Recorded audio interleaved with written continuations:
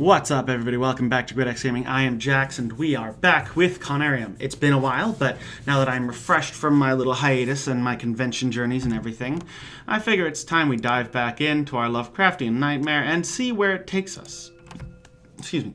Now, when we last left off, we were being chased by, what I can only say are lizardman zombies, being controlled by one creature in particular, and fuck if I know what that thing is. Like, seriously. What? I do not. I'm having the worst green screen issues right now, guys, so bear with me. For some reason, my lighting rig has changed enough that I can't match it. But we'll get through it. It's fine. Now, I don't remember exactly where I left off. I don't remember if I had made it through the second chase or if I had died and given up. Both are a possibility. But, well, I mean, oh, here we go. All right. Alright, that was the other great thing I could do with this game, is controller. I prefer playing games with controllers. I don't know why. Maybe it's because that's how I grew up. I didn't have a gaming rig until, like, 4 years ago, 5 years ago. So, about the time when I started the channel.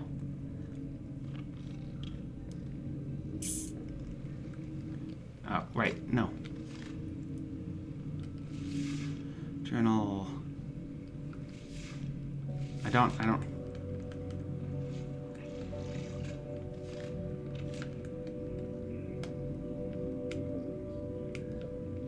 Okay, red triggers. Oh, shit.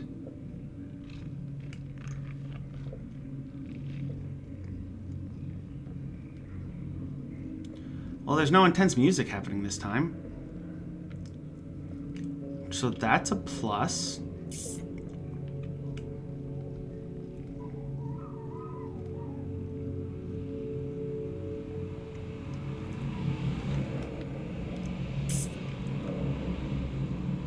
And that's illuminated, so that's good too.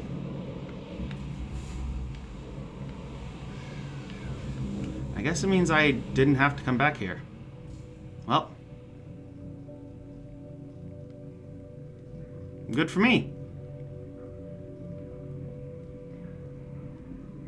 Sprinting, sprinting, sprinting, sprinting.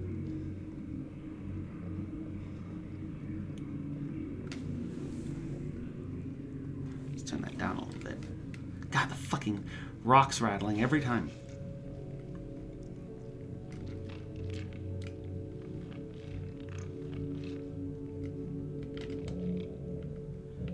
Charge me. Charge me!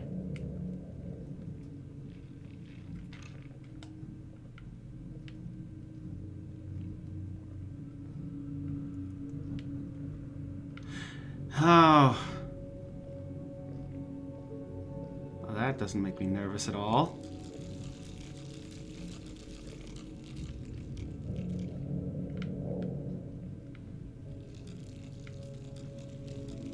Okay. Got some more corpse carts.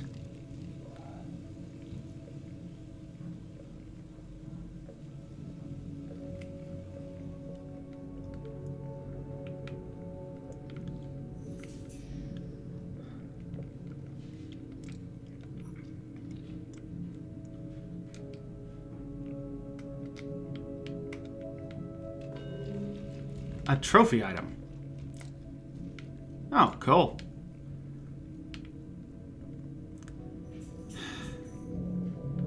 Fucking scared the shit out of me. They don't look dead, though.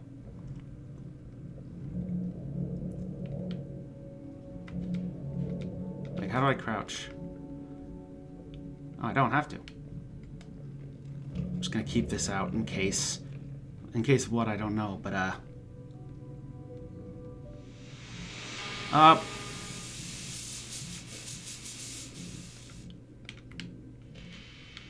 there it is.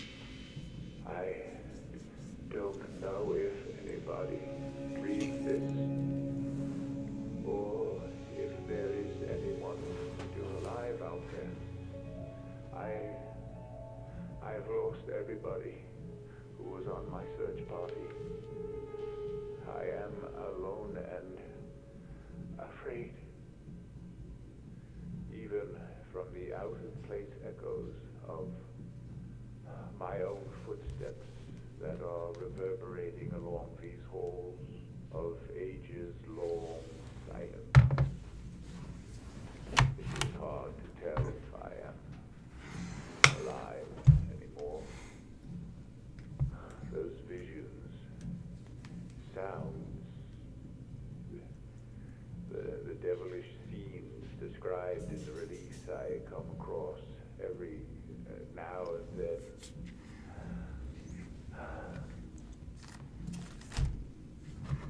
We were not meant. No shit. Dr. Faust! Dr. Faust, are you there? Answer me, please! Nope.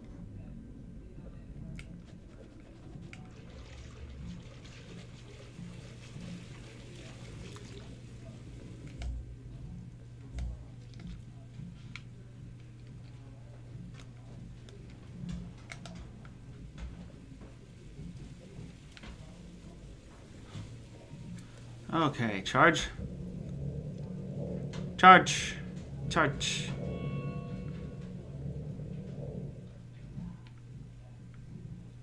Oh dear.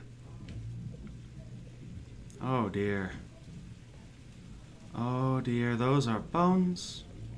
Those are bones. That's bad.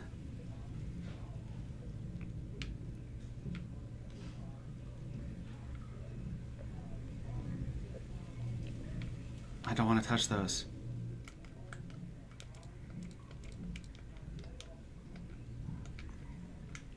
There we go.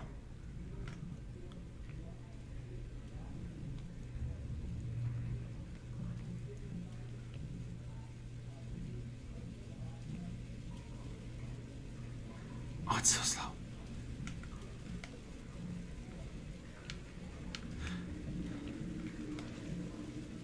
Oh, here we go again.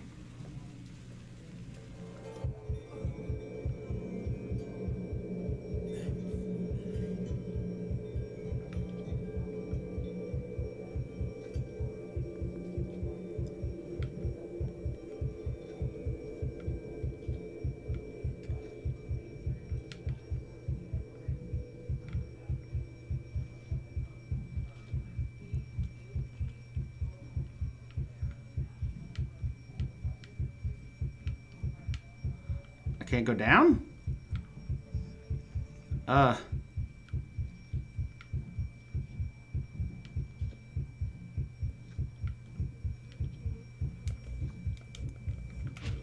Oh, there we go.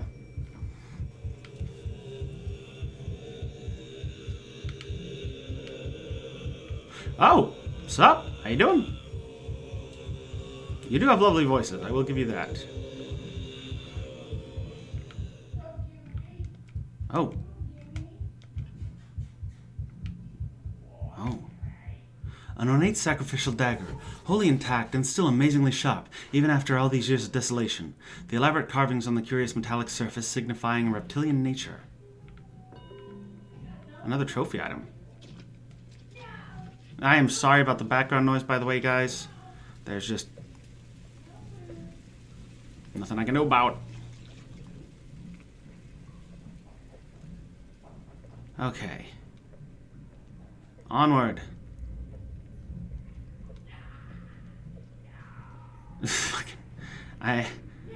Yeah, just, I know. I'm sorry, guys. Uh-oh. Uh-oh, our brain's melting again. What does this mean?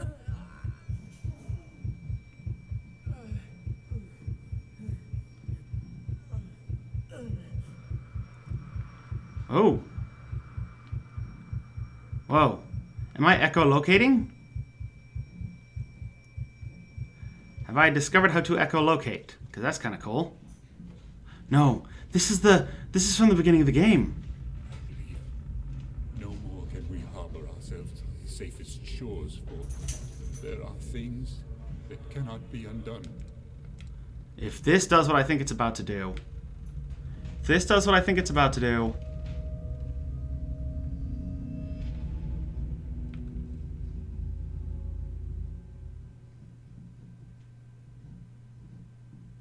Don't you do it. Don't you do it.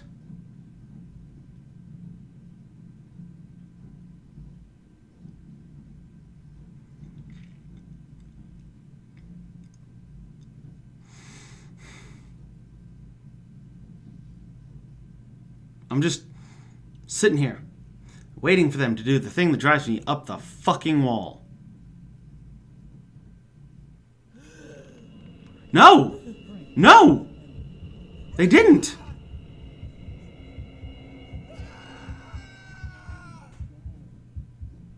What?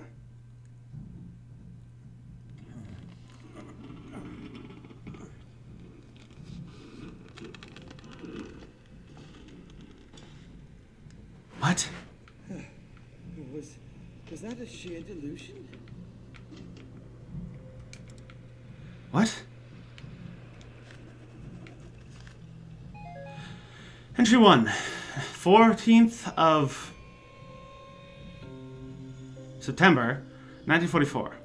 Having heightened my knowledge of the arcane arts, I find myself contemplating the subject of universals, whether definitions exist in the nature of things, or mere conceptions, illusory and perhaps a sheer product of human language. Our means of receiving impressions are absurdly few, and our notions of surrounding objects infinitely narrow. We see things only as we are constructed to see them, and gain no idea of their absolute nature. So what lies beyond the woven limits of the flesh we've been trapped in, and is it really possible to pass beyond it at least once?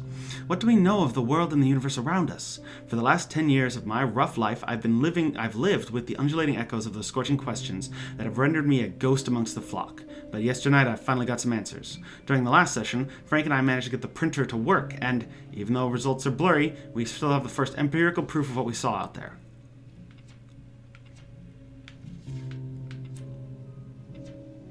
Do I get a date on these? 1949. 1949. The Arctic expedition happens in 1949. This is from 1944.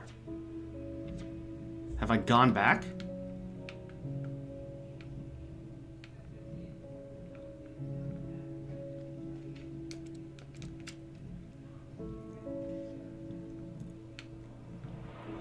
We need to be cautious, not to let anyone else see this grand collection.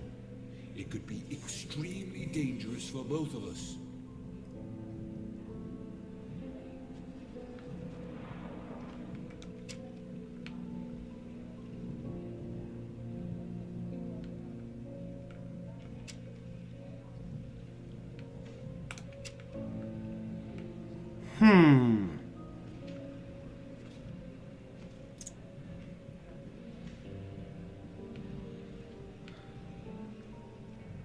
Interesting. Oh, a basement. Let's not go down there yet. Locked. Looks like a preparation for a long trip.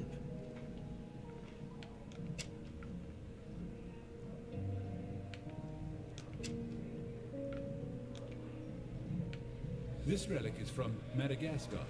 I have two versions, but this one is extremely rare. It is called Analbi.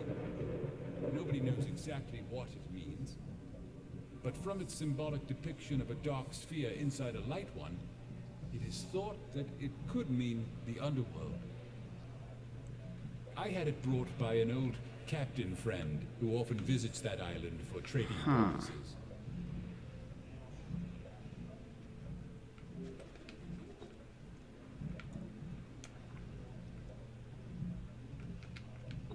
Interesting.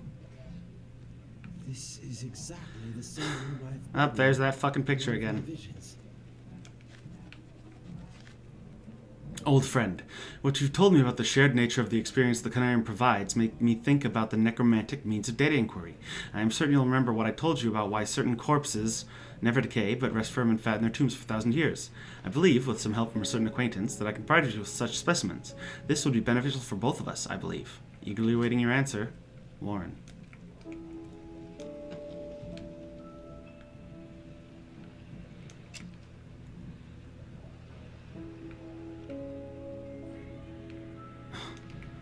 Fucking Godzilla.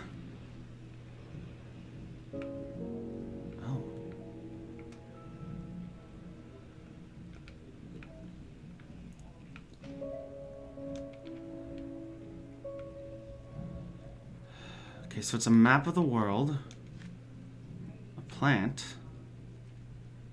and an elder sign down below. According to legend, this very djembe belonged to a learned drummer from Senegal who can speak with the dead by rhythmically beating it. A native drum from the Asmat people of New Guinea. Their creation myth says Thumeripids made the first carvings of men and women. By beating on this drum, Thumeripids caused the figures to dance, bringing them to life. Interesting. Penguin.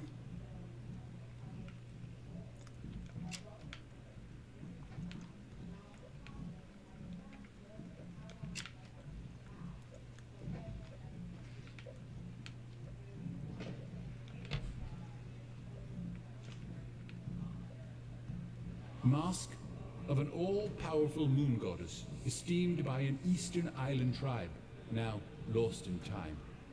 It is from the private collection of the late famous hermit, Klaus von Herdith. Don't ask me how I get it. I have my ways.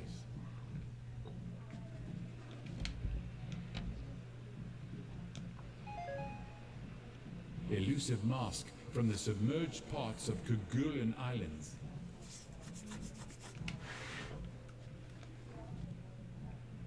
A cryptic mask with an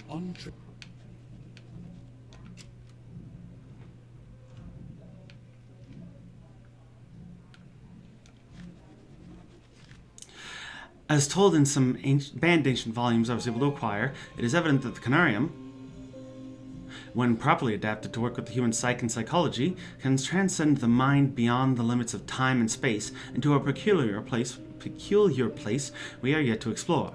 If not for our own experiences corresponding exactly with the depictions provided in Necronomicon and some other books of forgotten lore, I would easily declare myself a madman.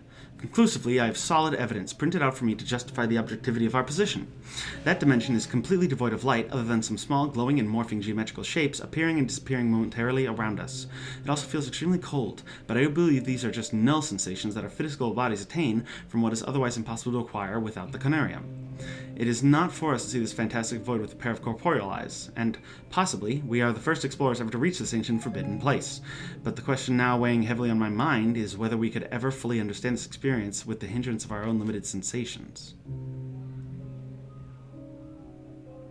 More masks. Oh wait. Fuck, stop. Dear A.W. Ross, how can we comprehend exactly how much time has passed since the erection of the earliest ziggurats of Sumeria?